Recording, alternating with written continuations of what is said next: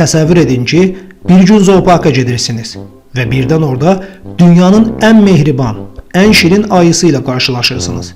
Elə bir ayı ki, sonradan bütün planetin uşaqları onu tanıyır və sevir. Bugün sizə həmin ayının, Winnie Pooh'un necə yarandığını və onun gerçək həyatdan gələn hekayəsini danışacağam. Hə, yaxşı sizə desəm ki, Winnie Pooh əslində real personaj olub, inanarsınız? Onu təsadüfən bir zabit tapır, daha sonra o ayı bir oğlanın xəyal dünyasının ən gözəl qəhrəmanına çevrilir. Hazırsınız? O zaman gəlin Winnie Pooh'un sehirli dünyasına bir yerdə səyahət edək. Uşaqların sevimli cizgi qəhrəmanlarından biri olan Winnie Pooh'un maraqlı hekayəsi var. Winnie Pooh personajı ilə oxucular ilk dəfə İngilis yazıcısı Alan Alexander Milne'nin povest və şeirlərində tanış oldular.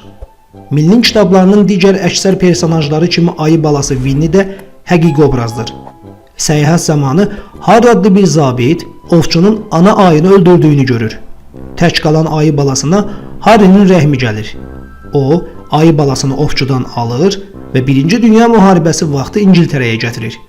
Kiçik ayını çox sevən zabit ona doğma şəhəri Winnipeg'in adını verir.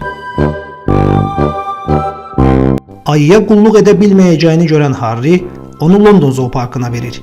Winnie zooparkın ən sevimli sakini olur. Zooparkda hamı ayı balasını nəvazişlə Winnie deyə çağırır. O dövrdə Londonda Alan Milne adlı bir yazıcı yaşayırdı. Bir gün o, oğlu ilə zooparka gəlir. 4 yaşlı Robin Winnie'ni çox bəyənir. Atası Robin'in ad günündə ona Winnie'yə bənzəyən oyuncaq ayı hədiyyə edir. Uşaq bu oyuncağı Winnie Pooh adlandırır. Robin hər gün maraqlı macəralar düşünürdü. Sevimli ayı isə onun qəhrəmanına çevrilmişdi.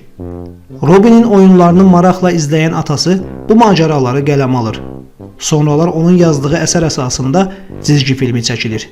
Beləliklə Winnie Pooh dünyada bütün uşaqların sevimli qəhrəmanı olur.